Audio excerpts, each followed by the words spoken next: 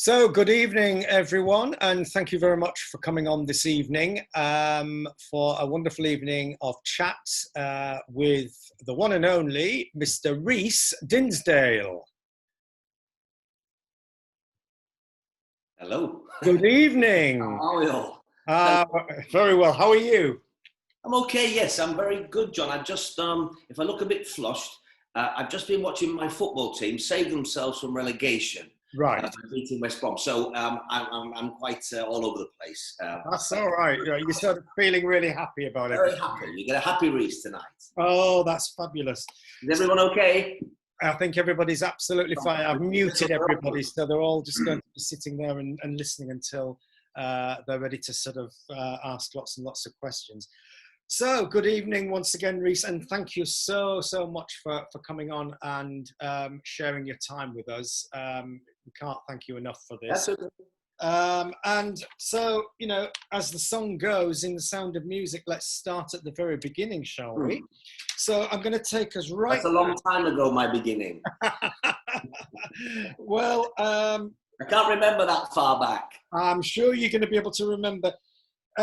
First of all, I'm going to ask you, before we start talking about drama school and things like that, what would you say influenced you, or was there somebody, or was there something that made you think, right, that's what I want to do for a living? Well, first of all, I'm going to apologise to you all now, because some of you, not all of you, I know, not all, I won't presume that, but some of you have seen my Reese's Pieces. And so if I go over old territory and old ground with any of this, I really am sorry. I've only had one life. I can't make one up. So it's the same tale, which I'll be giving you.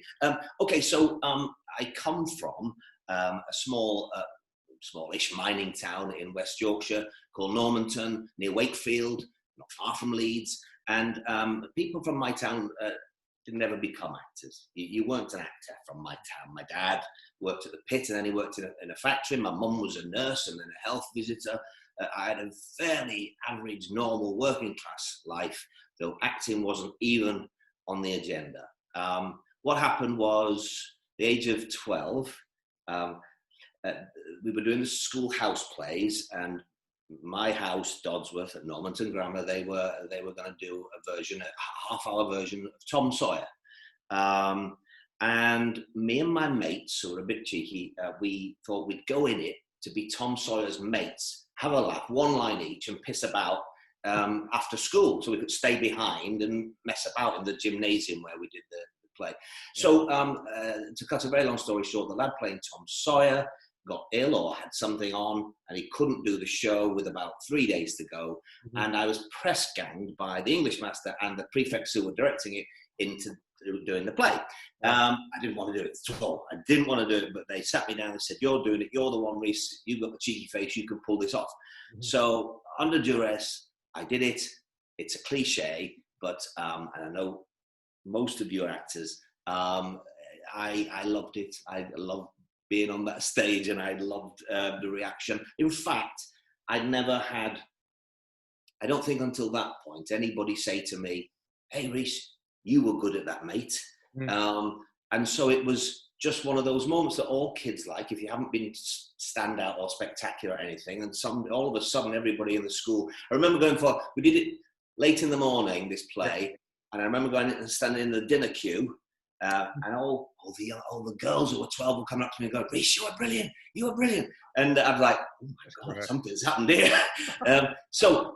Yes, that was how it started. Yeah.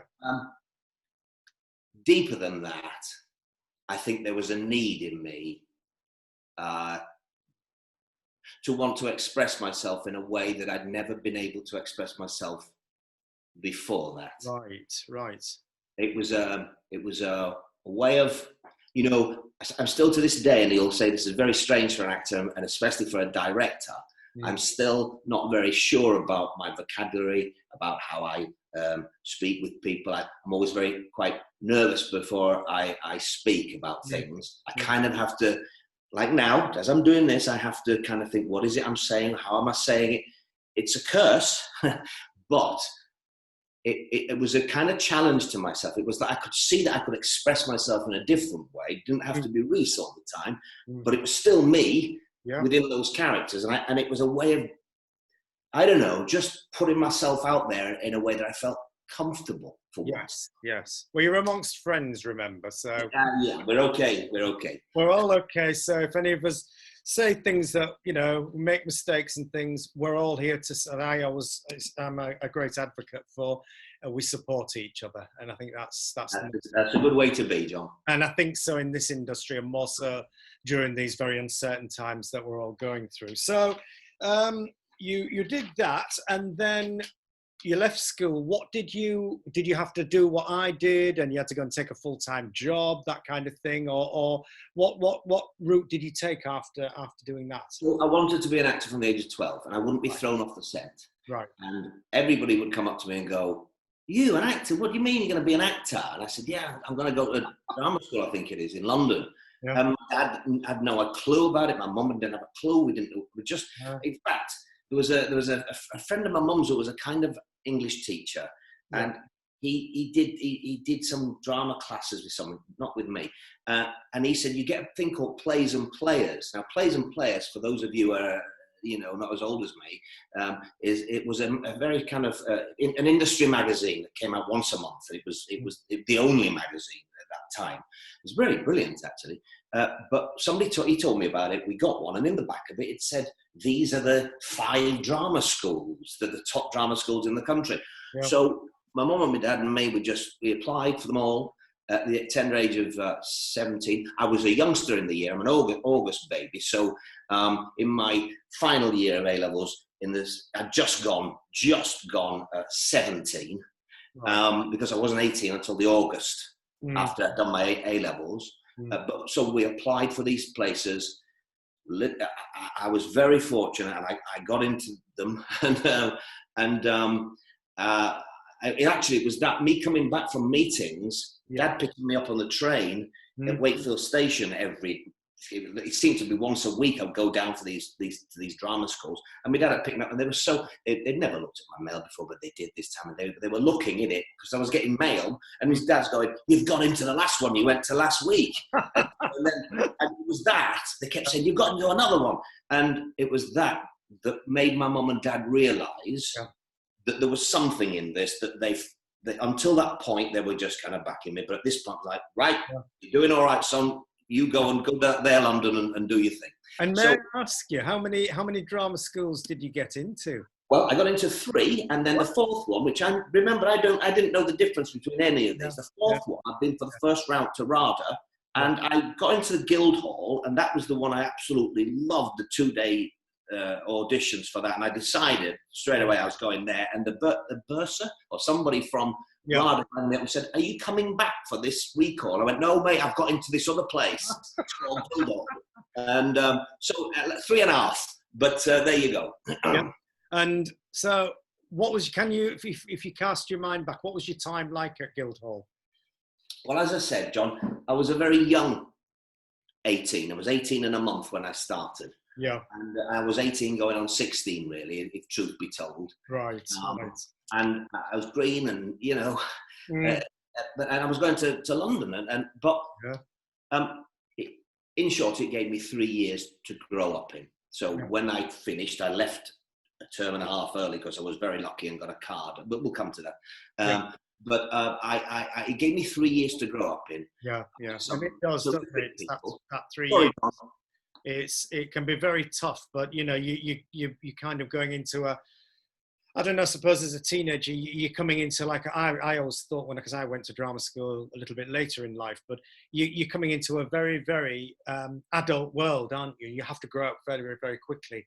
Yeah, well, but I was ready for it, I mean, I had this dream, and I wouldn't be shaken off it, and it was like, I remember my mum and dad dropping me off at this kind of hostel.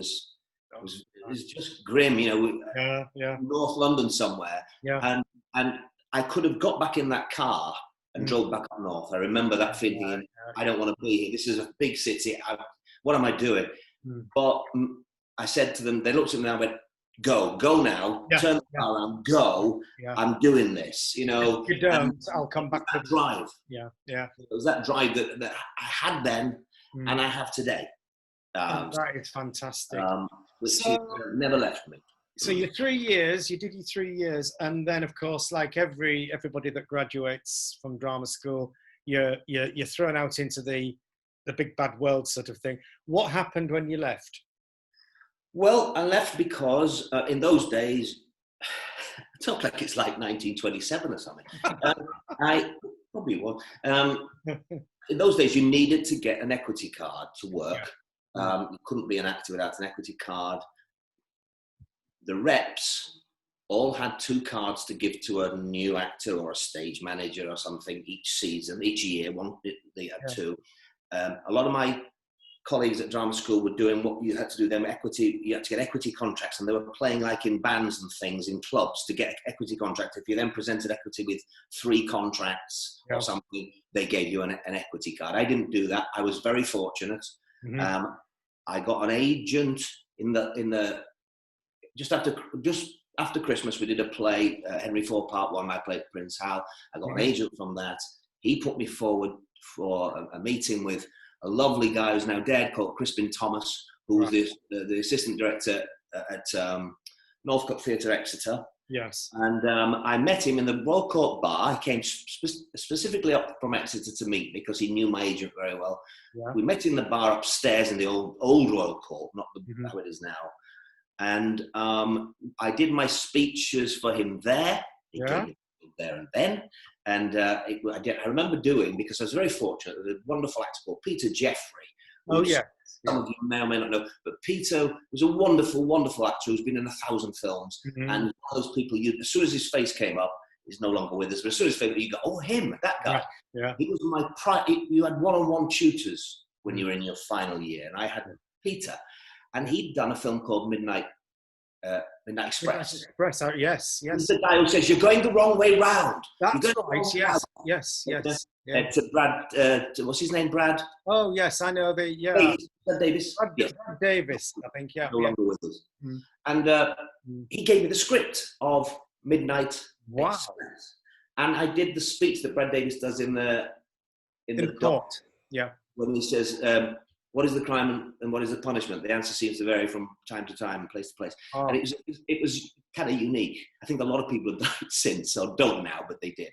And I got a gig. So I was leaving drama school early. I left with a term to go, I think it was May. Yes, yeah. After Easter, anyway. Yeah. And I started down at the Northcote Yorkshireman in Devon, playing a non-speaking kind of Burmese gentleman. Yeah. Nottingham Playhouse, Birmingham Rep. Yes, so actually, luckily, Crispin Thomas and Richard Digby Day moved on from Exeter to Nottingham Playhouse. Right. I'm pointing over there as if that's Nottingham Playhouse. But they took over that place, and they took me with them. They said, you're coming with us to do Godspell. I'm not a singer or a dancer, but I did anything then. Right. You're coming to do The Boyfriend first, playing one of the 3 chorus boys. Then you're going to come back to Exeter, because we've had to cast the season. We've left there, but we had to cast the season. So you're going back there to do that. And then I was cast in Chips with Everything at the Birmingham Rep, Arnold Wesker play. Yeah. And it just happened. From that, John. I'm losing you. Oh, you're there. Okay. Yeah. It's like Celebrity Squares. Yeah, you're moving around somewhere. Hello, Andrew. I can see Andrew Lennon there. I can see Andrew. And Kerry. There's a few. Oh, and Angie's, they're all here. Yes, they are. Absolutely. So, I mean, that is really good grounding, isn't it? I mean, really, really good to be working with so many different people and you know, the old rep days have since, have more or less petered out, haven't they now? I mean, there's very few left in the country, but they are very good for a training ground. I'm very pleased. I'm very glad I did it. Yes. And being part of a company, again, is a thing that's never left me. I am a team player, and even when I'm directing things, I like it to be, we're part of a team, all of us, we're doing this together. And I think that was instilled in me in the early days. Yeah. Well, I'm looking at some of your, amazing theatre credits that are here, something that pops out to me is, and I know very little about it, the West Yorkshire Playhouse, Playboy of the Western World. Well, the Playboy, first of all, I'll tell you about the West Yorkshire Playhouse. It's a very special place for me. Yeah. It's now the Leeds Playhouse, of course. It was originally the Leeds Playhouse, and that's where I first went to the theatre when I was a kid. After I'd said I wanted to be an actor, my mum had never been to the theatre before. She took me to see things like, I think I saw The Tempest, I think I saw Richard III, and I was just 14 and 15 and watching these plays and like, wow. And it was in the old gymnasium where they built this theatre, Leeds Playhouse. So the old Leeds Playhouse was my first theatrical experience. Right. Cut to 1990. So I've been doing it as a professional actor now 10 years. I was living in London as I'd been for, all that time, all through drama school. My agent rang and said, they're opening this brand new Leeds place, now recalled the West Yorkshire Playhouse up in Leeds. They built this mega place and they want somebody to play the central role in the very first production. Because you're a Yorkshire lad. And I'd done all that kind of stuff. Yeah. They said they'd love you to play the central role. I wasn't being arrogant, but I would. How does this sound? I am an odd because I thought I don't really need to go up there at this moment in time. There were other projects that I could have been doing. Yes. So I spoke to my dad, and I said, Dad, they're opening this big theatre in Leeds. It's going to be called the West Yorkshire Playhouse, and they want me to play. The main part, like. He goes, and I said, no, I'm not sure about it. He said, oh, get it done, son. It'll be like opening batting for Yorkshire. Maybe, he said, I'll do it for him. I'll do it for him. And I did do it, and thank God I did, because I sit as their first associate artist, which I'm very, very proud about. Fantastic. I But mean, the Playboy of the Western World was your question, which wasn't the answer. and there was also the Revenger's Tragedy as well. Yeah, so I went to do that, and the artistic director at the time was a lady called Jude Kelly. Yes. Jude said to me, what do you want to do here? Which was rather a special thing to be asked. And I said, I'd like to do, seeing as we've done this epic piece, I'd like to do one or two classics, maybe. That'd be great. So I came back the year after and I did Playboy of the Western World, which was, then that was some, you kind of played more roles that you perhaps there were actors more fitting for. I'm very aware that there are actors, who probably deserve that role perhaps more than I would, especially now. But that was the time, and that was the place, and they asked me to do it, and I absolutely loved that play. It was a beautiful play. Yeah. Then she asked me to do the Revenger's Tragedy, Vindici and the Revenger's Tragedy. So we did that, and that's how it began there. And then I did, a few years later, I did a two-hander with Warren Mitchell there called Visiting Mr. Green. Right. And which was, he was an irascible old sod, but I was going to say, what was he like? What was he like to work with? Well, okay, speaking ill of the dead, but he was quite a testing chap, was Warren, and there's nowhere to go in a two-hander. It's just him in the cast. You try, can't you? And it's like, and he was a bit of an old sod, and I had to stand up to him because he'd done the play in Australia with his son, and it had been a huge success. And then I was doing it obviously with him here, but it's very difficult when you're going to do a play with somebody who's already done it, who knows how it works, who wants to get the laughs here and there. It's very, very, very difficult. And you don't want to go in and just say, well, forget all that, we're doing our production. So, it's just kind of... He had his way of doing it and how he wanted it to work. And did you find it was... did you feel in any shape or form, not pressurised by him, but did you feel as if, I've got to do what he wants, or did you just make? Well, I'm not an aggressive chap in any way, but when I need to stand up, I always do. Yes, and I'm not scared of standing up, and I was at a stage where I thought, no, I'm not having this, and it got to a stage in rehearsal where I think bullying is far too strong a word, so it's not bullying, but it was pushing it up towards that. And I thought, no, not having this. So I just turned around and I said, Warren, This isn't happening. Yeah. I'm going to the canteen. I'm going to have a cup of tea. When you sort yourself out, you come up and see me. You Yeah. apologise for the way you're behaving, and we'll get on with this. Yeah. In half an hour, he came up. I'm really sorry. He never was a moment's trouble after that. See, it just shows, doesn't it? You know. Yeah, so, and so we actually, it worked a treat. The thing was, then he was all over me, and at the West Yorkshire Playhouse, all my relatives are local, so every night I'd have 10 people in. And Warren had nobody. And he'd come and sit with me every night, my family. Then he'd regale them with his tales that I'd heard 1,000 times in the bar after the show. And I'm like, oh, man, can't run anywhere with a two-hander. But I couldn't not let him be part of my family and my friends. No, of course. So, I don't know why I told you that story, but I did. All of this. So you were still living in London at the time, but you. Yes. Yeah. So, yes. What made you, if you said transition, what made you decide to say, right, I want to move back to the north? Well, that's many, many years later. So we've skipped an awful lot of stuff, but I loved London. Yes. And again, I'll keep saying in those days, but it's true. Mm-hmm. And I don't think it's true now. Right. You were told you had to go to London. You needed to go to London to make a name for yourself. That was the way it was in 1977 and even in the 80s. It might still be, some people think it's true now, but that was the way. I did that. I took the bull by the horns. I lived there and I loved it. Yeah. I love London. Was it Dr. Johnson who said, if a man is tired of London, is tired of life? Well, that's probably very true. But I got to the stage with my wife, Zara Turner, who was an actor, is no longer, but was an actor. And we were just about to have our first child. And we just thought, do we want he or she being brought up in a big city in London? Yeah. Many do. It just wasn't for us. So we just decided we would. Zara's from Belfast. She'd always loved coming up north.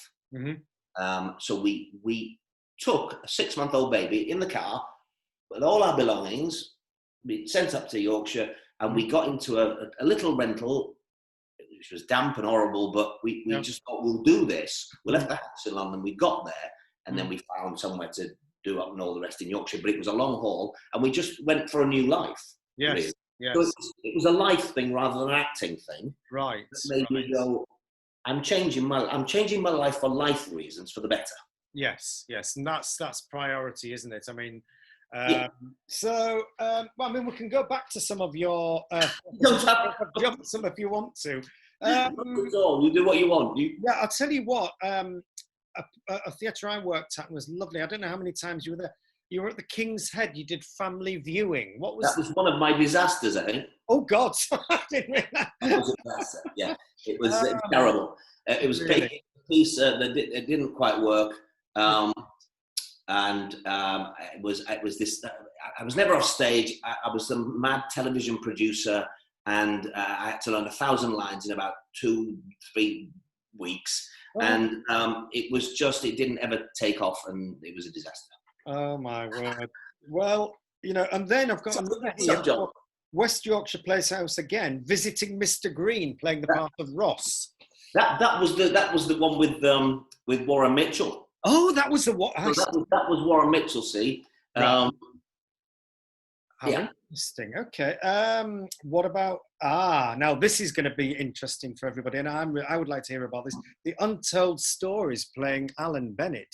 Well, that is very recent in some ways in my career. That's 2014. Basically, I'd been away for a long time from the West Yorkshire Playhouse. When Jude had left, and another artistic director came in, and he threw the babies out with the bathwater. Quite rightly, he wanted to put his own stamp on his theatre, and he didn't employ me. Ironically, I'd just moved up to Yorkshire when he took over, and I was there down the road, and they never used me. But James Brining, who now runs Leeds Playhouse, he came on board up 2013. He saw me in a play at the National Theatre called This House, which was shown recently in lockdown, and he invited me for a chat. Okay. Knowing my earlier work and my history with the Playhouse. Mm. And we got together, and his associate director, Mark Rosenblatt, and him had already put together a season of Alan Bennett's stuff. Yeah. And Mark was going to direct Alan Bennett's own autobiographical play, Untold Stories, which is in two parts. And they said, "Could you do that for us?" And I thought, me playing Alan Bennett, I had no idea whether I could pull it off or not. But I went home. I sat in this room, in fact, and I started tentatively to do Alan Bennett's voice with this thing. And then I walked in the next room to say to Zara, "How about this?" Yeah. And I did it. She went, "Bloody hell, I'd pay to see you." and so I thought, "Go on then." So I rang the next day and said, "I'll do it for you." It was a joy. It was a complete joy. It was the antithesis of the play at the King's Head. Right, of course. Yeah. It was an absolute joy. Alan doesn't know this, but he spent 3 months with me driving around North Yorkshire because I had every single tape that he'd ever done. And I just submerged myself into it, in everything he did. And also, I knew Alan because way back in 1984, 83, I did a play at the Royal Court, and Alan came to see it. Mm-hmm. A play called Red Saturday about professional football. Right. Alan came to see it. I didn't know this. Mm. And the casting director of a film, A Private Function, the film I was in, came to see it. And they needed a part of in the film of a young PC Penny. Me and Jim Broadbent of Downton Abbey fame, we were the local bungling police force. Right. And they saw that play and they cast me because of that play in this part, the copper in Private Function. I go to rehearsals on the very first day, and Alan Bennett walks up to me and said, "Hello, you don't know me, but I know you." And I thought, "Oh, bless his heart, I don't know you." He was so lovely. Yeah. And so I knew him in 1984. He used to come on set every day, sit around with us for no other reason but to tell us tales and chivvy us along. Mm. And all those years later, when I was cast by the West Yorkshire Players, it had to go through Alan. He had to approve the casting. So I got very lucky in that I knew him. And yes. Yeah. I'm quite surprised that you were not asked to be in one of the recent Talking Heads. Not famous enough there, John. Oh, come on. No. They're big hitters, those people. I didn't actually see them, but I heard they were brilliant. Some very, very good ones indeed. Yeah. The first one was Imelda Staunton. I forget which one it was, but very, very, very good. Lady of Letters, she did. Well, Imelda, I shared a flat with Imelda. We were in Nottingham house together. Yeah. And she's just divine, and she'd just come out of RADA, and I was at Dinsdale. She'd been out a couple of years before me, and we shared a flat in Nottingham together, me and her. And she'd get into your bed with her pajamas on, and we'd giggle and laugh. And she's there's a box of salad. I know Imelda. Yeah, she's crackers. It's brilliant. Because she was at the National with her, So yeah, she's brilliant. But shut me up if I'm saying too much here. No, not at all. Listen, you mentioned about the film A Private Function. I mean, that was just hilarious. And with Maggie Smith, of course, was in that, wasn't she? Well, they were all in it. Seriously, Michael Palin he really is the nicest man in show business. It's not a myth. It's true. Yeah. Michael Palin was in it. Denham Elliott was in it. Richard Griffiths was in it. John Normanton was in it. Yeah. Dame, what's her name again? Maggie Smith. That's the one.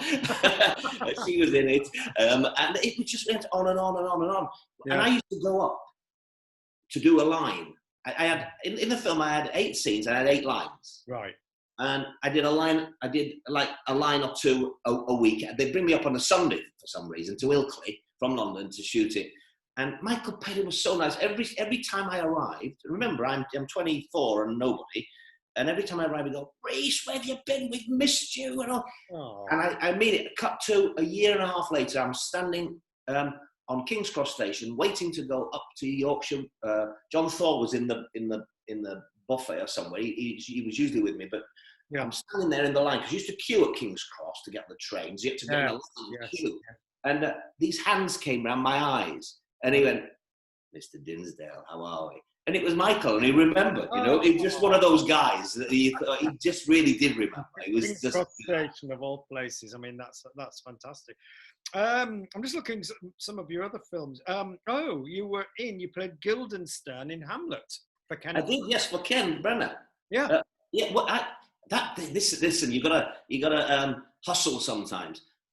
I read, this was in 1996. I read in the back of the Sunday Times. There used to be, and there might still be, in the Colour magazine weekend thing. Right. I don't buy it, but I used to.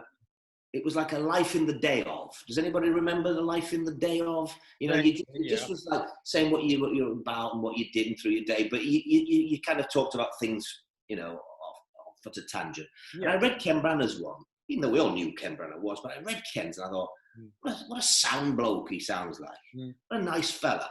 And I'd seen his work and all the rest of it. He was flying high. And I wrote him a letter. I wrote Ken a letter because I was doing a play at Hampstead Theatre with a mate of his. And I said, how's Ken? I've read this article. Is he a nice fella? He went, he's divine. I said, I want to write him a letter. Do you think I could? He went, of course you can. And I found it actually the other day. He was directing Frankenstein at Shepperton. Frankenstein. Yes. Yeah.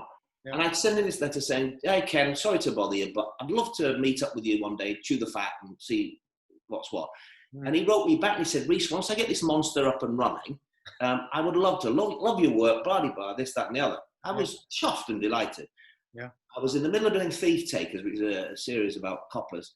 And I got this call from my agent, Ken Branagh wants to meet you for Hamlet, for Guildenstern.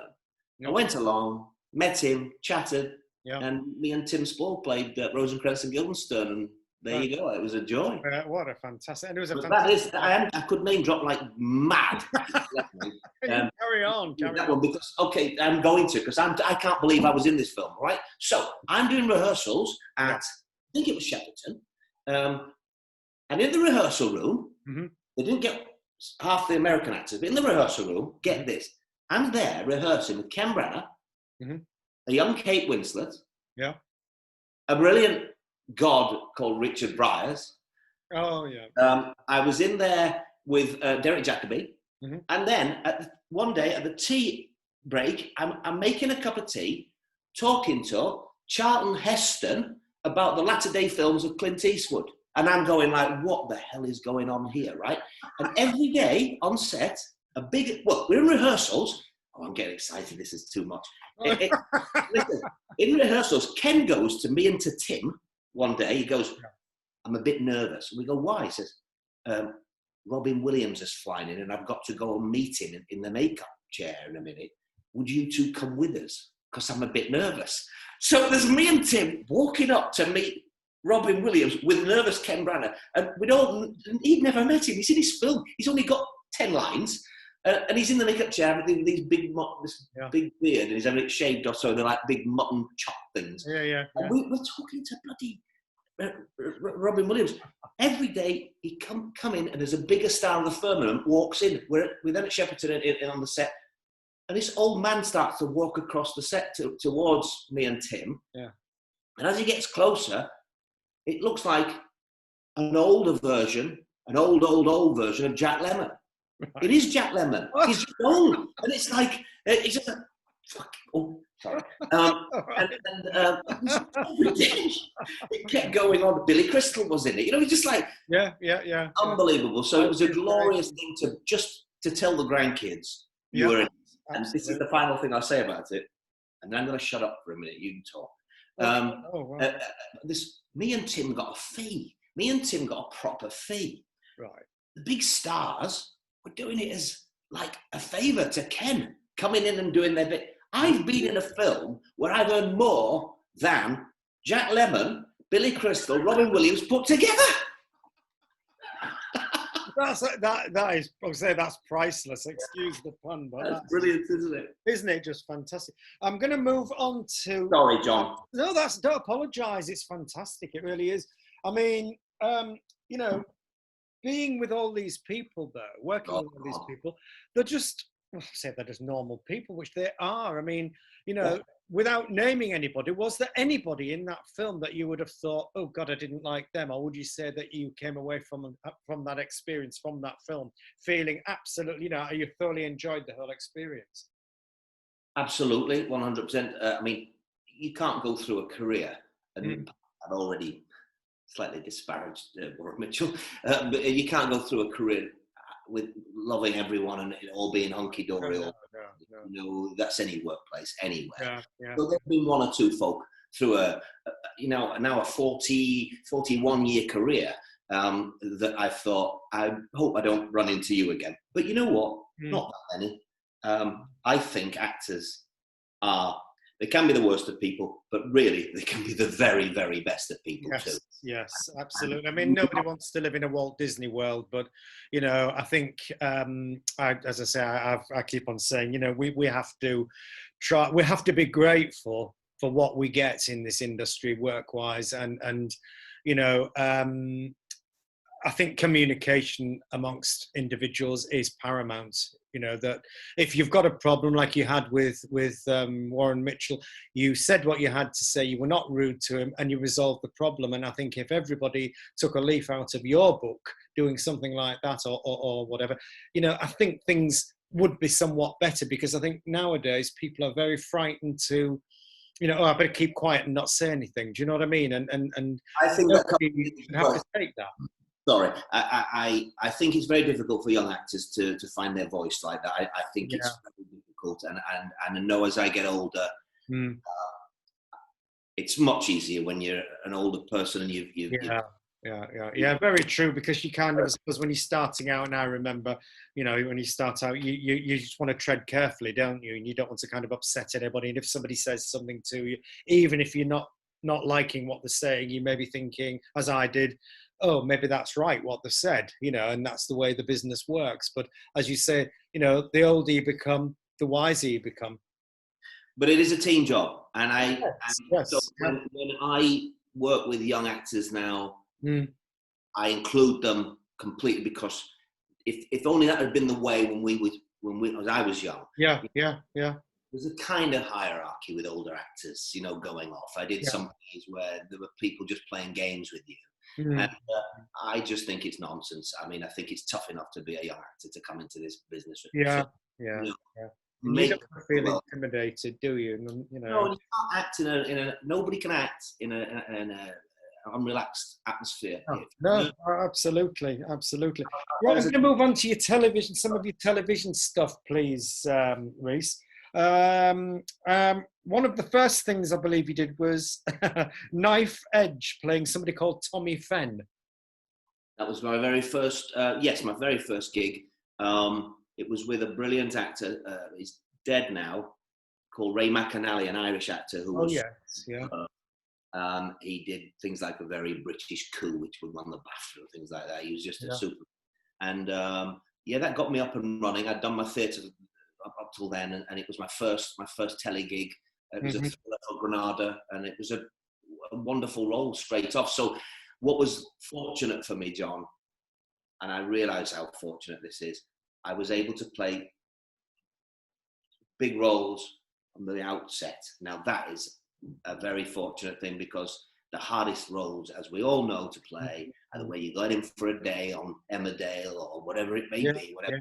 And they are the hardest roles in the world. And I've been very fortunate to have something or other that I haven't been in that position. But again, and I don't want to come over as if I'm a bloody saint or anything, but when I'm directing and I've got somebody coming in for a day with me, I'm all over them, because it's like they're as important as the people playing the rest. We all make up the story. Yes. And, I was very lucky to come in at that level. I never... And then Robin Hood, Robin of Sherwood, he played the Pretender. Yes, after I'd done Home to Roost the first year, right? It was like, what I'm waiting to. We're going to do another series and then another. And what should I do in between times? And this offer came up to play like a guest part in Robin of Sherwood. So I did that for them and enjoyed that. And I think there was... What was the other one I did in between that? I think I did a Bergerac So you did Rory O'Brien, you played? A tennis player in that. How I Okay. got away with that, I don't know. But I did, yeah. Yeah, and then what was this 3-part series? Still, I can't believe he's still awake. I'm working at Take Me Home. It was a 3-part series, and you played somebody called Martin, directed by Jane Howell. It was a beautiful piece. It was written by Tony Marchant. Tony Marchant. Right. What was that about? It was about a young couple, me and Maggie O'Neill, moving from London up to a new town, Telford, and he was working there as an IT expert, and he took his wife along. She was a fish out of water. She didn't want to be there, and she had an affair with a taxi driver who took her home one night from the station. That was played by. This is where my friendship with Keith Barron came. The lovely Keith Barron. Yeah. I worked with Keith since we did a series called Haggard, which was about two kind of the country gentlemen in the 17th century, swaggering and roistering around the country. Some with Sam Kelly as our footman, and I worked with him then, and I worked with him later in a series called The Chase. So Keith and I were big buddies for years. Yes. The piece that you're referring to was it was very successful. I think it was one of the few shows that have been shown by the BBC 3 times. So really, three-part trilogy, and it was really, really kind of good. Yeah, stuff. Fantastic. Now you mentioned you touched on Home to Roost. Now we've got to talk about that. So how did that all start? The casting and working with John Thor. Same play at the Royal Court that I mentioned, where I got the Alan Bennett. Oh yeah. Another casting director. She's now gone. Paddy Stern, who used to be Yorkshire Television's main casting director. She saw the play. Right. I didn't want to. At that time, I was wanting to be a serious actor. Come out of drama school. I'd done 4 years. I wanted to be a serious actor. My agent rang up and said, "There's a sitcom they want to see you for." Right. I went, no, I don't do a sitcom. Don't do a sitcom. Okay. And he goes, "Okay, it's kind of a two-hander with John Thor." I went, okay, let's have a think. My dad had always loved watching the Sweeney, and he got me to sit down with him when I was a teenager and watch the Sweeney, and we'd always watch the Sweeneys together. Yes. And so John Thor was like this magical chap in our house from me being a kid. And so what they'd done was the casting director, they'd seen about 10 kids of 17 years of age to play. They couldn't get it right. To go toe-to-toe with John Thor, seasoned, terrific actor, they realised that the 17-year-olds didn't have maybe the craft and the technique and to handle it. And so Paddy Stern, this casting director, had seen me in the place, went, "There's an actor, he's not 17, he's 25, but he looks 17. You should see him because he's terrific." So I went along and met them, and I did a screen test straight away with John. John turned up, which is not always the case. You don't always meet the stars. It's usually the assistant director or something like that, or cameraman or something. I met John. They went action, and we just hit it off. Just one of those things that we just went bang, bang, bang, bang, bang, bang, bang, bang, and it was just fun. And they gave me the gig. And so I was 25 playing 17 on day one of rehearsal. John was only 43. John was only, 16 years older than me. And looking, because John always said to me, I was born looking old. So we got me looking quite young for my age, him looking like an old. But actually, 16 years isn't that much between people. Yeah. No. I did it for 4 seasons, within 4 years. I finished at the age of 29, but the character had only aged a year. So I was 18, 29 playing 18 by the end. That's why when I say I'm 61 in August, people go, "You can't be," because they all thought I must have been 17 way back then. But no, I'm afraid I am old as Methuselah, really. So there you go. And how did you get on working with John? Because you hear of little stories where I think Kevin Whately said on Morse that there was a particular time when John was trying to get a moment in one of the episodes of Morse, and I think he went over to him and said something, and he kind of just looked at him and as if to say, go away, and it kind of made him a little bit, not frightened, but he felt a bit intimidated. I think that might have been in the early days of Morse. What was your experience with John? I mean, did you feel he kind of took you under his wing, or what? John was terrific. Yeah. John wasn't an easy man. He would have said that himself. He was quite shy in some ways. I think he kept himself to himself in some ways. But he was wise enough to know that this show wouldn't work unless he was generous enough to play with me in the correct fashion. As an actor, be generous with the scenes, with the lines, and vice versa. It needed us both. Yeah. I got on like a house on fire with John. Yes. We had mutual respect for one another for what we did in the show. I always felt with John, you had to warm him up every single morning. You'd come in and he'd be there with his fag and his crossword in the corner, and you just worked him. I wasn't 17, as I say, I was 25, so I knew what I was doing. It wasn't my first rodeo, and then I was like, okay, here we go. And I just warmed him up. Everyone, and as soon as you warmed him up, we got him so well, and we giggled and we laughed. Yeah, he had a great sense of humour. Yes. And when we were doing scenes, he'd be doing little things, naughty things, which it's not good, but he'd be doing naughty things behind other people's back, say a guest artist that come in, and he'd be like that, looking at me and kind of going, and I'd be spouting the lines, trying to carry on and things like that. He was a bit cheeky and but we did get on like a house on fire. Yeah. And we never had a crossword, barring once about season 3. And I think I took a cab from a hotel to the studio. Yeah. Should we not be waiting for Mr. Thor? He's coming out. He said, no, it's just for you, Mr. Dinsdale. It's just for you. Yeah. Said, we got to the studio, and he got there about 20 minutes late and went, "Where the F are you?" I said, "I told you it was just for me." Like, no, I was waiting. Anyway. He apologised later on. He knew it wasn't. But he was great, John. John was a good man and a terrific actor, and it was a. Yes. He died in 2002, didn't he? Well, I'm now older than he ever was. He died as a 60-year-old, just 60. Yes, yeah.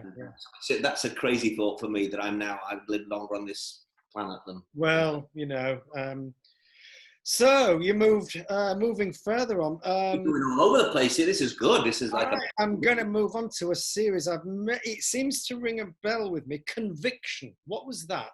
What was that?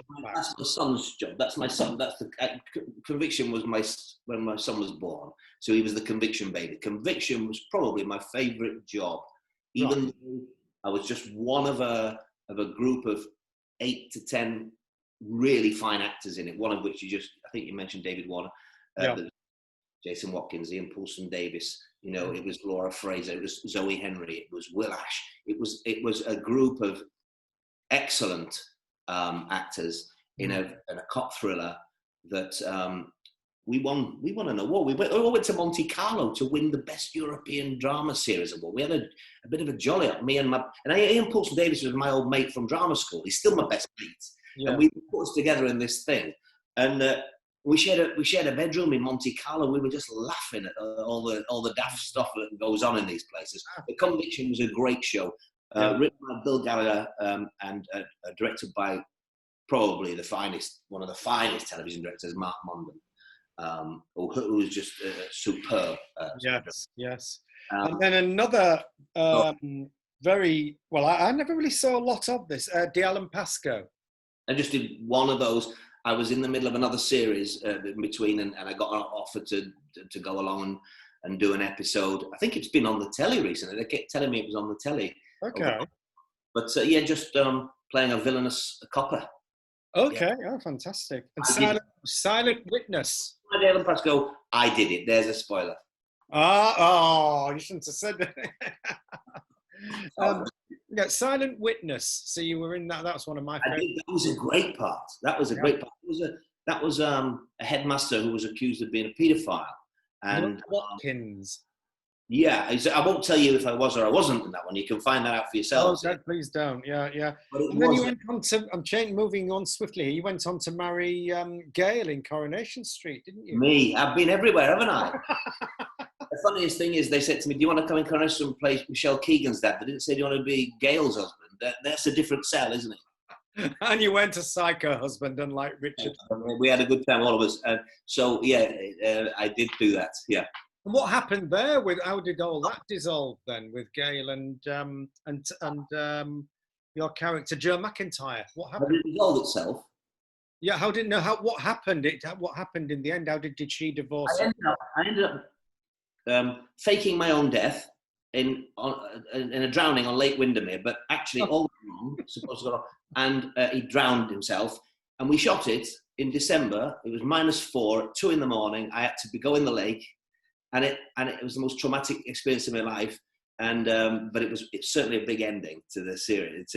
I bet it was as well. And then I'm going to bring us right forward to moving on when you played Dave, because then that comes into your job. Yeah. Okay. Well, Moving On is a series that Jimmy McGovern is all over still. He wrote the first series, and he's now like the exec producer and script editor and everything. It's his thing. And it's a very successful series, and I know some of you all know about it. They basically make 5 short stories, films a year, and they're shown over 1 week, and they don't have anything to do. They're separate, standalone dramas, and they get these star-studded casts, and me. They had in the first one, they had people like John Sim in it, and Sheila Hancock, and loads of fantastic people, I was asked to do one. I went along, I started shooting it, and out of the blue, the producer said to me, you should direct one of these. Yeah. I thought, well, that's out of left field. Where's that come from? But I thought about it, and whilst I never thought I will go on to direct one day, I thought I'd always kind of probably fancied it in the back of my head somewhere if somebody would give me a chance. And it came out of the blue. It was an offer. They said, you should direct. So I took them up on it, and I said, go on then, I'll do one. And I did one with a cameraman called Len Gowing, who held my hand. And in fact, I was so nervous to begin with. I did drawings of every single scene. So I drew out every single image I had in my head from the script that I'd read. And I drew it all out. And then Len helped me bring my pictures to life. It was just magical. So every single shot is mine. But then there's got this fantastic cameraman who was just, painting for me. I loved it from the moment I started.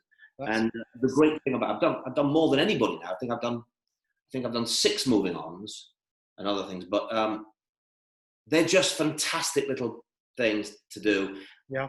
So it's so wonderful to work with actors. I'm an actors director. I love them all, and I support them so much because I know how it feels. I know what's required to get a performance out of somebody. So then that moving on. Excuse me. You then moved into. How did it work with first of all, you directed for Emmerdale, and now of course you're in it. So what happened first? Did you directed it first, and then? So what happens is when you direct a single drama like Moving On, you direct with a film. You direct it with one camera and you shoot everything, shoot from all angles, and it works. And you take your time, although it's breakneck speed, but you take your time and you do it all with one camera. You might be lucky on a big set piece where they give you 2 cameras for the day, so you just can get another shot whilst you might cross shoot 2 actors doing a scene. That's very fortunate if you get that. On Emmerdale, on soaps, they do a thing called multi-camera. That's 3 cameras every day in the studio, and you have to create a camera script for that. You have to, sit in a gallery. You've got the edit. If you've written out the kind of edit on this camera script before you even shoot the scene, and it's a very different thing. So I live up the road from Emmerdale, and a great friend of mine, who is director of Emmerdale, he said, you should really be directing stuff here, if And I said, I just walk in the building, Ian. They've got to be invited. And And I said, anyway, I couldn't do it because it's like a different job. Really, to learn multi-camera is like saying to a history student, today you'll be taking a chemistry exam. It's just like, okay, there are certain similarities. You use a pen and paper. Yeah. Anyway, I was very fortunate that the production manager gave me an invite to shadow Ian, my friend, watch him work. He taught me old school ways. He taught me how to do a camera script properly. I thought, if I'm going to do this, I'm not going to, because he said a lot of people sometimes cut corners with it. He said, do it right, because it saves all the crew's time. It's done this way for a reason. So that you work in and crews are not working up against it and things. So I learned it properly. I did, and he said, you can do an episode in each block of mine. He had a block of 4.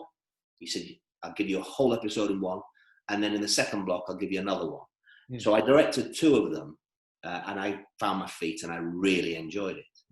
And I'm on the last day of shooting with, fortunately, 2 very good friends of mine before Emmerdale, Zoe Henry, who was in Conviction, with Mark Charnock, who I know plays Marlon. I was shooting them in a prison visiting room.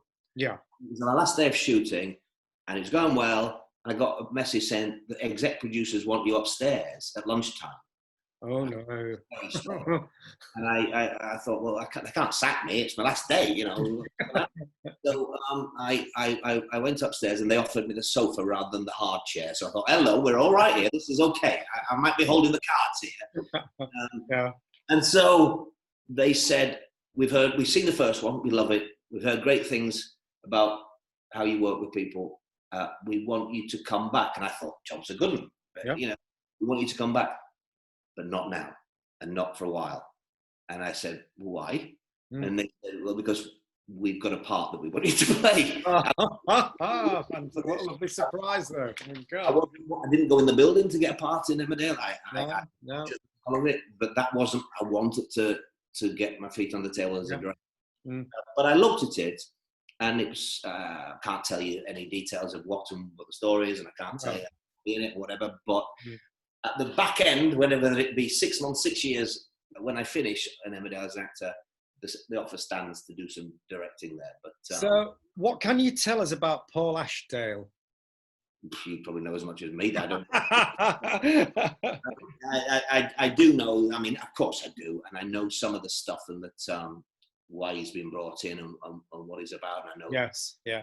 Just started. It was very funny doing him actually, because I got started in February, mid-February, and of course by 20th of March, we're all in lockdown. Yeah.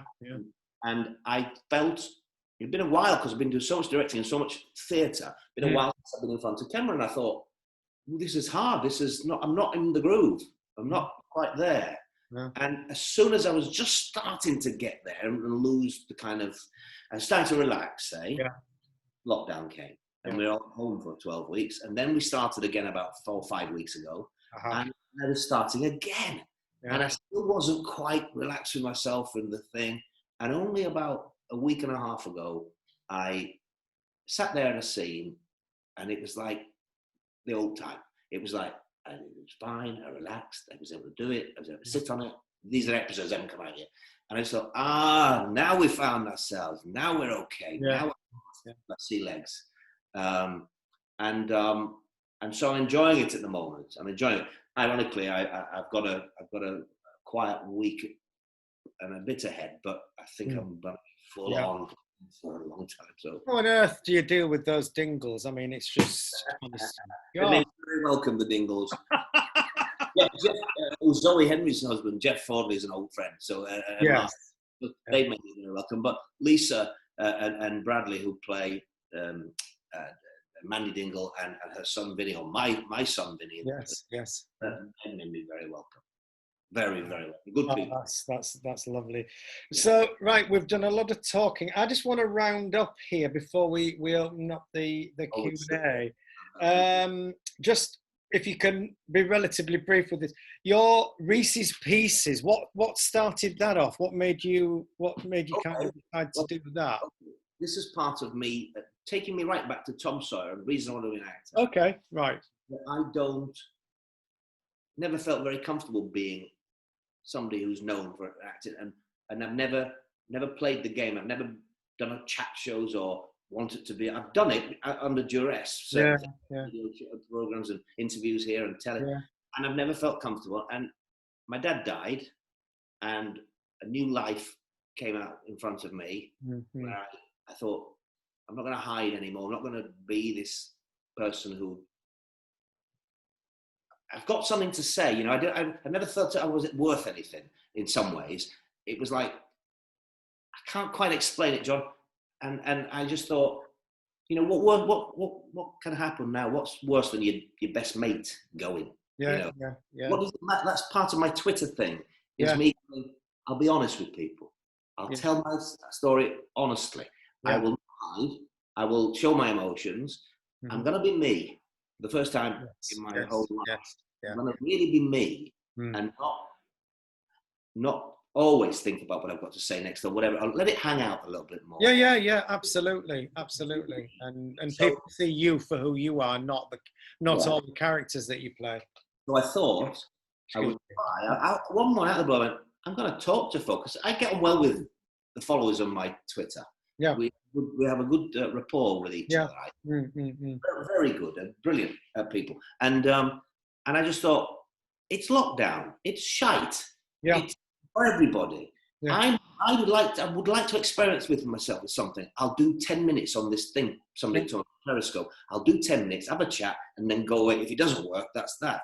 Yeah. So I started doing it, and people responded in a lovely fashion. Well, there you go.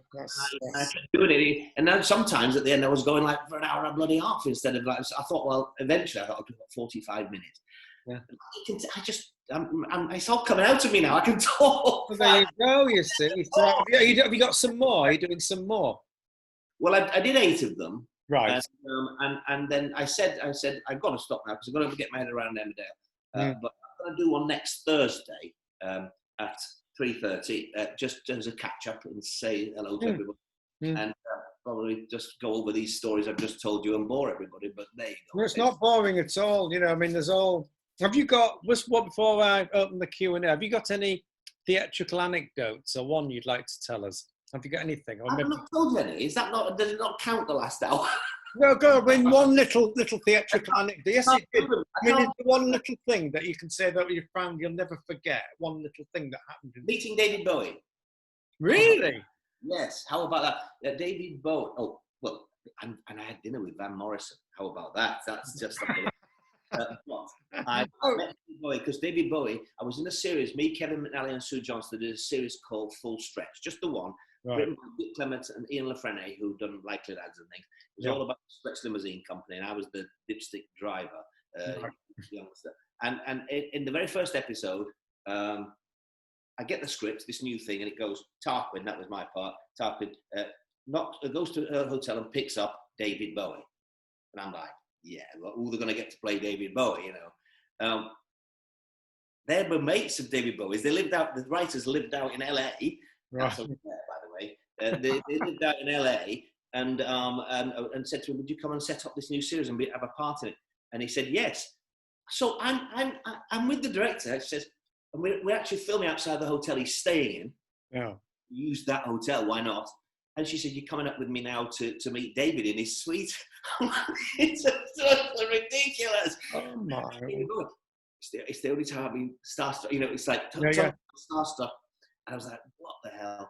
And there he was. And I spent 2 days looking into David Bowie's eyes and acting and talking with him in the car. I was the driver and he was the backseat. And in between takes, and he was reading his book by Ian McEwan and telling me about where he lived in the Swiss lakes and things. Yeah. Divine.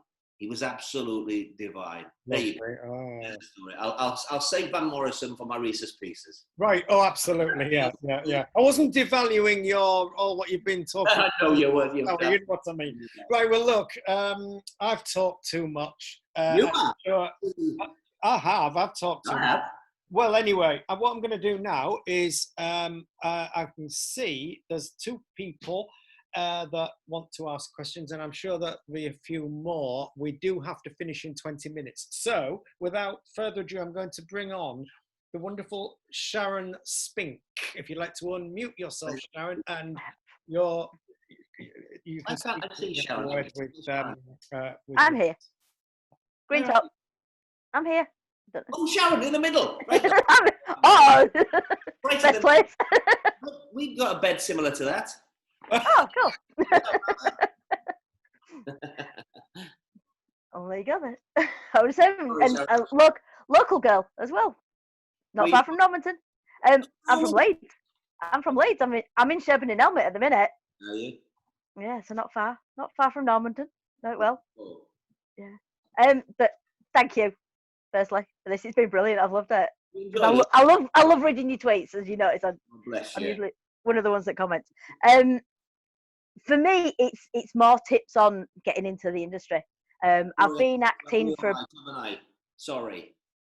Say again, Reece. Sorry. I'm so sorry. I've talked about me all night, and if you were here to hear things about getting. No. It's been fascinating. I've loved it. Okay. You know, meeting David Bowie. What can I say? All right. You're an actor, Sharon. Sorry. Say again. You're an actor. Yes, I am. Yeah. Oh, sorry. Yeah. Okay, yeah. So yeah. I've been acting for about 5 years now, but I'm still trying to get my foot in the door with things like TV, you know, speaking roles on TV and that sort of stuff. Where do you start? I know that's a big question, and it is a big question. Yeah. My journey, everybody's journey is different, so there's no magic key. Then there's no one way. You know, I've been a very fortunate guy. I know that. Not everyone can have my journey, and I wouldn't. How old? Can I ask how old you are? You can guess, because I'm like you. I don't look my age either. Well, listen, I don't know. I'm not much younger than you. And it's very hard, if you haven't. If you come to act it late as well, because I started acting when I was 47. Well, there's a lot of people who are 47. I don't want to put you off here. Everybody has a place and can make it and things, but there's a lot of people who are 47 who've been doing it since they were 17, and they'll be the ones who people know and on people's lips, and agents will know, and casting directors will know because they've been around, and so it's very, very difficult for everybody. And there's no magic answer to it. I mean, presumably you have an agent. Yeah, I do. Yeah. So whilst you may have heard me on Twitter talk about not having an agent, that's a choice of mine. With my dad dying and me wanting to be my own boss and myself, and not everybody can do that. I know I can only do that. I may change my mind next year, but I can only do that because of my track record is there already. So I'm not being arrogant about that. I'm just saying, that is my journey, and not many people would take that journey. In fact, I'm probably very rare. But you do need agents. Agents, if you haven't done as much, you just said you haven't done many tellies, or you haven't had a chance to get through the door and things. Okay. So that's, at the moment, the good news is you've got somebody, hopefully, who is rooting for you and doing their best for you. What I will say as a director, what I do, and I do this all the time, I do tend to look at people's show reels. I do tend to look at everybody's show reels, all and sundry. I mean, you know, I've cast leading roles of show reels, and I love giving people a chance. That's my joy about being a director, is that I like to give actors who I know haven't had the best crack of the whip a go. Now, you can't give everybody a go. But if I have one person go on that one, or one person on the next one, at least I'm doing my bit. So believe me, those show reels, if you can get yourself a show reel together. Show reel's done. I'm on Spotlight. I've got an agent. I've got a show reel. Yeah. Right. Well, you've done the hard bit, and a bit of advice about the show reel thing is that it makes sense, but it's true. Directors are kind of making their mind up about you within the first 30 seconds. You know, that's what it is. Put your best work up front, because they might not get to the 4th and 5th minute. I'm not bloody saintly, but I do try and watch everybody's to the end. But put your best stuff right up the front. The one that you think, I've killed that, that's my best bit. Get that on, because that's what we want to see. Because we're like, oh, she's interesting. Do you know what I'm saying? Yeah. So an agent, you got an agent, you got yourself a show reel. It's in the lap of the gods, the rest of it. What I say to all actors, now I've started doing these classes with actors of probably of all ages, really, and I love it. And it didn't happen when I was younger, classes, but they're happening now. And I know it costs money, and I know it costs too much to be a bloody actor. But if you can afford it, keep your hand in, keep doing it, keep plugging away, keep meeting people. That's the only way. There is no other way. And it's either, your talent will either out or it won't. And there's plenty of people with a lot of talent who don't get the chance. So that, I'm not saying your talent will out and you will make, I'm saying, because some don't. I know many fine actors who've not had a career of any, great shades. But it's not fair. It's not fair, this bloody job. And I don't want, I hope that hasn't been... no, that's been really useful. Yeah. Keep doing the thing. You've done what you can do. You've got yourself a show reel together, and keep working on your craft. I say to young actors all the time, what's the secret? The secret of work. There is no shortcut. One or two through the net on very little. Not very often. Some do. There you go. They got lucky. They got natural talent. But most of those great actors you see out there have worked their bollocks off, and they've worked hard, and they continue to work hard in every single job that they do. You don't cut corners. You do it properly, and that would be my advice. Hey, you're your best day. Believe in yourself. What can you do? We have to believe in ourselves. Yeah. Oh, definitely. Yeah. Thank you for that. Yeah. Good on you. So on the back of that, can I send you my show reel? Please. Absolutely. Yeah, I'll watch it. Thank you. Please do. Oh, that's. You said you're gonna hustle, so I'm hustling. Thank you. That's great. Cheers, Reece. Sharon. Could you just take your little hand down so I know that? I will. Yeah, sure. Thank you. I'm going to move right on now to Penny. If you'd like to unmute yourself, Penny. And, Penny, have you done the two things for me? You've done the little 30-second things, no? Yes. Yes, it is you, Penny. Yes, hello. Well done. That was your first attempt. My God. Thank you. Yeah. So as you know, I'm just starting out. I haven't had any training yet. I will be. But I'm actually relocating from Exeter to Yorkshire, around that area. Yeah. Sorry? It's a good place. You'll be happy there. Yeah. So I need to find a job so that I can move. But then once I got settled, I'm going to be looking for training and things like that. My question was, when you were starting out, did you have any side hustle? Did you have any sort of things to keep you going, job-wise? I'm not afraid. It's just the way it worked for me. If somebody said to me, what is the greatest achievement? My greatest achievement is that I'm still here at bloody 60 in this business.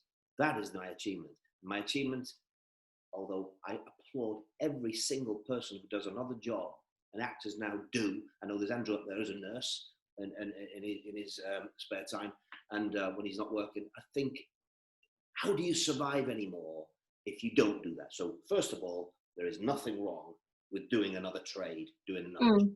That's what you do now. I just got lucky, Penny. I just got lucky, and that's my story. So the jobs that you started out with were enough to keep you going, sort of thing. Yeah. Yeah, that's quite lucky. It's damn lucky, and I'm sitting here tonight. I've made my living out of doing things that I in this industry, but I can't tell you enough. You have to do the other jobs. It doesn't pay enough anymore. This job has changed so much in the 40 years that I've been doing it. You might have done in 1 year, if you were doing okay as an actor, you might have done 6 or 7 different jobs, and you made a lot more money back in the 80s than you did in the 2020s. Yeah. A lot more. So I was just in a fortunate time, and things were on a roll, and there you go. That's that. I spend a lot of time not working as well now. Luckily, because I've got 40 years behind me, and I was drank too much or did other things and spent my money. I just got myself together with that. So I've been able to just fortunate to be able to hold on and hang on, not in any other massive way. But it can't happen now. You might be lucky to get one job a year, you know, or not even get a job a year. And it's really tough out there. But nobody should not do it because it's tough out there. Mm. Why shouldn't you be the one who makes it crack? You know, there was the statistic that came out recently that that out of all the actors, there's only 10% of all actors are working at any one time. So that's quite a lot of unemployed actors. So yeah, you have to. Believe me, I'm not sitting here, you know, saying I have been out of work a lot of times, and I've had you know, year and a half stretches doing nothing, and it kills you. It's really hard to keep yourself together mentally, and that's one of the biggest challenges for an actor in an actor's life, is mentally to stay on top of it and to still be prepared. Martin Sock exit. You all know this. We're all in it together, and it's tough. But maybe we're a special breed. Maybe we need to be a bit tough to do this damn job. You know. I think so. Definitely. Does that help, Penny? Is that? Yeah, but I was just wondering for personal reasons, you know, whether I'm trying to get as much information as I can from as many people as I can. Because once I've relocated and I'm settled, I want to be able to train and spend time, you know, getting as much information and practicing as I can.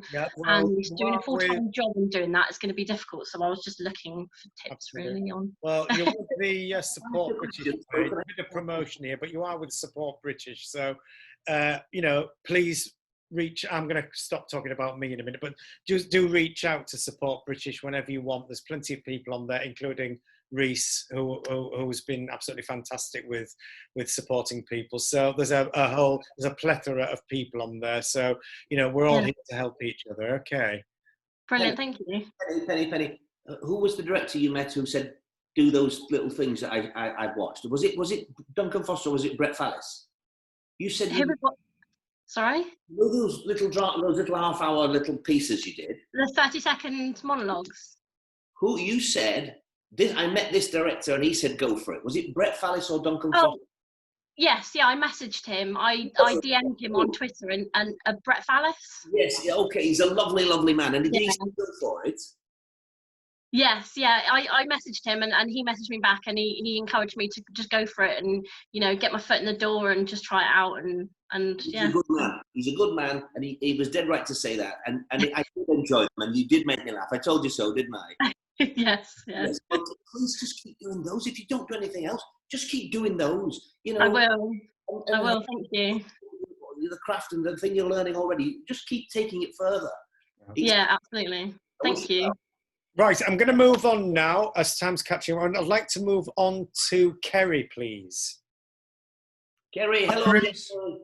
Are you all right? I'm very good. We saw you in Halifax. Yes. I'll come back onto that one. Just want to say thank you for doing this. It's been brilliant. And congratulations on that weird sport you like with the unnatural shaped balls. I know you've done really well. So that's pretty good. But that's enough about you. I've got a couple of questions for you. The first one is linked to Halifax. You know, you go into some buildings and for whatever reason, they can be big, they can be small. You go in and you think, I like this space. It's welcoming. You feel as though you should be there. You want to be there. And that's exactly how I felt when I came to Square Chapel. Good. As patron, are you hoping it might resurrect and become a phoenix? Yes, I'm very hopeful. I didn't know the place until I joined Twitter, and a very good friend of mine now, Sophia Can, who is the kind of publicist for Square Chapel, she said, I just met her in Harrogate with some people, and she said, you should come along to see Square Chapel. It's an art centre. For those who don't know, it's an art centre in Halifax.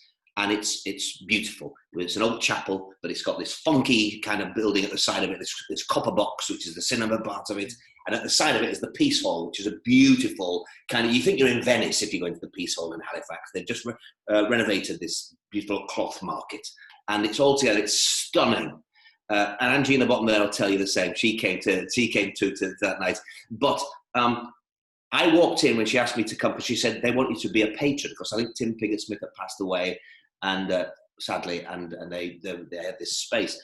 And I went in and I thought, like you, I thought, this is an extraordinary place. Unfortunately, at the beginning of lockdown, the place went into administration. It serves, I mean, it has great acts, bands, poets, drama coming through it every week, comedians, you know, string quartets, you name it, it comes there, and it gone like that with this damn disease. But Sophia's still there. Whilst all the staff have been, you know, sent away, they're hoping another place. I can't say too much about it, Kerry, but they're hoping that somebody's going to come in and take it and put it back together again. I really hope so, because there's the National Theatre, there's Royal Shakespeare Company. We need those places too. Of course we do. But the lifeblood of our creativity and our business is in all these places dotted around the country that are serving you and I, or, you know, folk, the people of Halifax or the Teesside or wherever it may be. You know, these are the places we have to keep alive. Otherwise, what have we got? You know, they're just... the place blew me away, I've got to admit. And I spoke to Sophia quite a bit afterwards as well. And I was thinking, I can see why she's so enamored with the place as well. And it was almost like she helped me be even more enthused, which led me to the second one, because I was planning to come back in June, because that's when your mate IPD was going to put his play on. Is he still hoping to do it? I don't think they can now. Not. I mean, that things what about doing it elsewhere? What's going to happen will be a long time down the road now, even for any theatre. I've been talking to James Bryan in Playhouse, and you know, it's scandalous that certain things like cinemas and airplanes can be allowed to work and not theatre. I mean, if you know, let's just try something. I'm hoping. I shouldn't say this, but I'm going to say it now. What the hell? I'm hoping that they're going to do Reese's Pieces as a trial for social distancing seats at the Leeds Playhouse. So just to get things moving, when they're given the nod by the government to get that they can open again, I think we're going to try and do that and help them to see what works and what doesn't work. You know, but I can't tell you if Ian's play is going to be put on there. If it's up and running again, the place, and if it gets into its stride again, I'm sure Ian will do that there at some point. Well, I have to admit, I'm still waiting to see. There's still hope that my Christmas show, the one I'm in, or at least hopefully in, is going to happen or not, because it's like a fringe theatre. But we'll wait and see. You said earlier as well, you get a chance to hustle, sometimes you got to do it. So here's my hustle. When you get round to directing The Pillar Man, put out a call for open auditions, because I want to be towards the front of that queue to be there. A special play, isn't it? But yeah, fantastic. My slippers off here, by the way. Unfortunately, I don't care when. They're doing it in town. They're doing it in the West End, and they're doing it in a star-studded production. So, you know, they wouldn't release the rights to that play to be done anywhere else. I think because they've been waiting for a long time to do this play. It's a brilliant piece, and I hope once they've done that, once theatre's up and running, once they've done it. And the big starry shows out of the way, they might allow everybody here, there, and everywhere to do it. Well, me and the Zimmer frame will be there for you. I know. It was a play I wanted to direct. That's why we did rehearse reading. I took it to James Brining first at the West Yorkshire Playhouse, and he said, "Bring your mates along and let's have a read of it." And I brought Mark Charnock and different actors then. Ian wasn't in it, but he wasn't free. And we read it, and they said, "Yeah, we can't get the rights. That's the only problem. But wonderful to meet these actors. Wonderful to hear the piece." And then I thought, just to help that theatre along, I could bring some friends and we could read it. And it was a special night, wasn't it? It was the atmosphere. It was electric, and the reading was brilliant. Thank you. Great. Right. Time is catching up. I'm going to move on now. Thank you very much, Kerry. Yes, Kerry. And I'm going to move on to Yvonne. And then on to Rowan. So Yvonne first, please. Hi, Reece. Thank you Oh, for... hello. Hi. You're right in the middle. Hi. Thank you for your account. Very truthful. You made me feel so relaxed and at home with you. One of the questions I wanted to ask you, what do you do to combat nerves? I find when I'm acting, sometimes I get very nervous. What do you do to combat nerves? Like the rest of you, I do. Time it's different and all, you know, I don't know. I think the more sure you are of your material, the more you've looked at it, the more you've honed it, the more you've sat on it, the more it's there inside you, the more you can relax and do your thing. But I'm a terrible auditionee. Is that? I don't know. I've got worse as I've got older. I've been rubbish at meeting people, and thank goodness I've kind of got a little bit of a reputation, so I still get a gig sometimes without having to go for the bloody audition because I wouldn't get them. I'm terrible. I heard some great advice from somebody, an old friend, the other day, and they said for the auditions, they said, and I can't wait now to put it into practice. She said, treat them like it's the first day of rehearsal. You've got the gig. Yeah. I agree. And it's as if, well, how do we start with this then? And just talk about the piece as you might do as the actor with the job. And just talk to them as if you got the gig. I thought at my ripe old age, I thought, thank you for that advice. That's just really brilliant. That's what I'm going to go and try and do in future. So I suggest you have a go at that, Yvonne, as well. I think you've got the gig and you're on stage. I think the best thing for you is to just work the pants off that role. If you think you've worked it and you know what you're doing, great, but do some more. Thank you very much. Thanks for that. Thank you, Yvonne. Rowan. Actually, can you let John go first? Because he's been waiting longer. I think he's been using the thumbs up instead of the hands up. I didn't see it. So it's John. That's kind, Rowan. Thank you very much. Thank you, Rowan. That's incredibly kind of you. Hi, Reece. Nice to see you eventually. You as well, bud. It's only been 3 years, you know. Two things. First one is you were principal in me getting into this because I saw you in Threads and it blew me away. It absolutely blew me away because you were quite young then and the emotion that you brought to that, it had me in tears. It was incredible. So thank you for that. It was absolutely amazing. Second, how come you're 2 years older than me and you look 20 years younger? It's the hair, mate. I don't have any of that. I'll give you rid of this. I've done all right. My dad had quite thick hair, so that's the only reason, mate. But that's all it was, mate. You know, we talk enough online. We really do. But you blew me away, mate. You were principal for me getting into acting. Well, that's thank you. Thing to hear. It was a special job, a very, very special job. It was incredible. It should be shown today in schools. If I'd only ever done that job, I would be so proud for having a day that I was an actor in that particular thing. Oh, yeah. I think anybody would have been. An ensemble piece again. The power wasn't the acting. Well, it was, but by everybody. It was such a wonderful piece. It was just phenomenal. I mean, I saw it for the first time in the Square Chapel that Kerry was talking about. All right. I took my kids. I saw it for the first time we made it in '84. My maths is crap. What's that? 36 years ago. 12 months ago, I took them for that, and I hope they were old enough. He was 15. My daughter was 18. It blew them away. You shouldn't be saying. Well, I mean, it wasn't just the acting, Reece. It was the sets. It was the camera work. It was the director's vision. It was just the whole. The whole package was just. Wrote Cares, you know. Pardon? It was written by the brilliant Barry Hines, who wrote Cares. Oh right. And you say Cares. I've worked with Mr. Ken. Ken Loach. Yeah. Okay. Yeah. But it had a very Ken Loach feel to it, didn't it? It did. It was very. The only way, because I think Ken's got a unique style. Yeah. It was northern. Yeah, well, his style is very much working class northern man. Mick Jackson, who directed it, came from documentaries.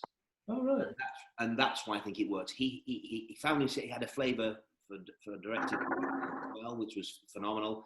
But the combination of his experience on documentary making combined with Barry Hines' storytelling of the people of Yorkshire, and then, of course, the big story of the nuclear attack, which was, you know, the Cold War was with us at the time, and well, we're of that generation where it was you hear aeroplanes going over at midnight and think, is that a rocket?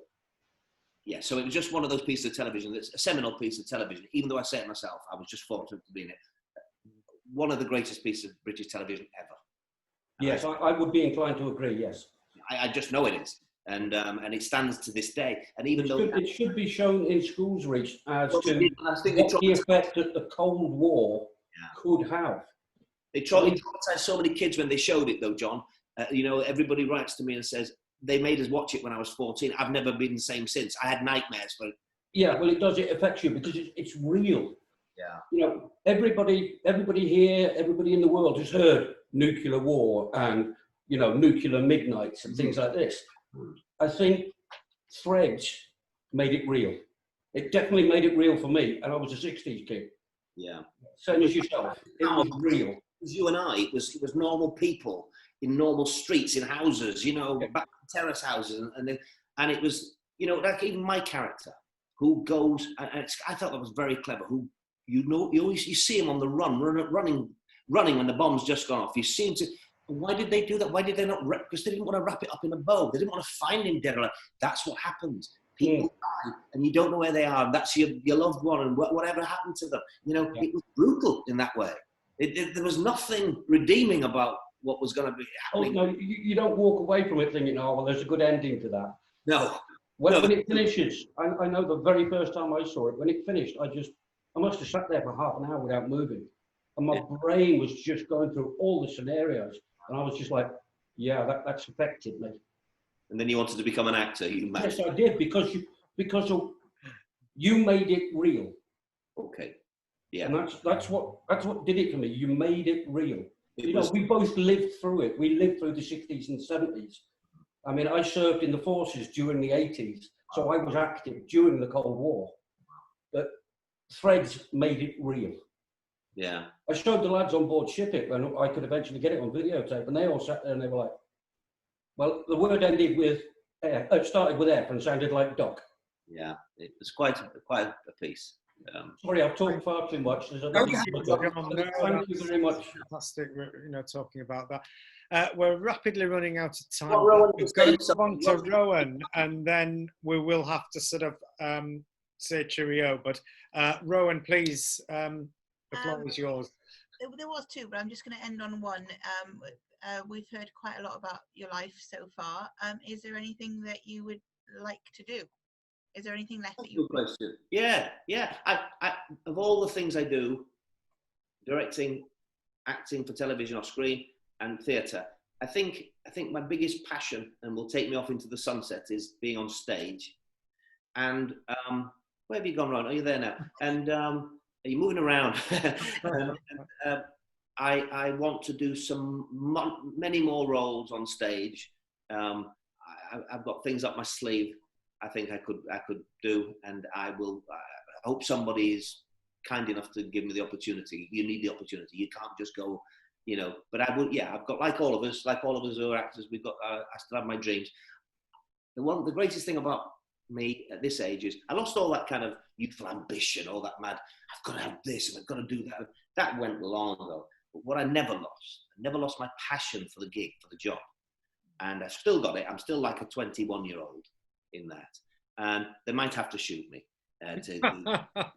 No, that can't happen. On the other hand, I'd like to go off into the side. I'd like to go and live on the coast in Scotland and just look at the sea all day long, because that would just be like heavenly. But that has to wait till I've hopefully done a few more theatre parts. So yeah, I mean, I could throw a few around if you want, but it's like, you know, anything. If somebody's kind enough to offer me something that tickles my fancy, I'm up for it.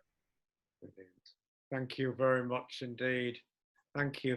Right, well, so we are coming to the end now, and I just if you can all unmute yourselves and just join me in giving Reece a big round of applause for all this wonderful information and to hear from such a lovely man. Thank you, Reece. Thank you very much. Thanks, Reece. It's been brilliant. Thank you so much indeed. And I'd like to just end on one little thing, which I think, Reece, my mother said it a lot, and I know that your dad did. And if all else fails, I think you know what I'm going to say. If you can't fight, wear a big hat. Exactly, and that's where we'll end the recording. Please stay on if you want to, and we will continue with a bit of a conversation for another 5 minutes or so afterwards. But for those that are watching, Thanks, the replay, thank you very much indeed. Bye-bye, Thank everybody. you. Lovely.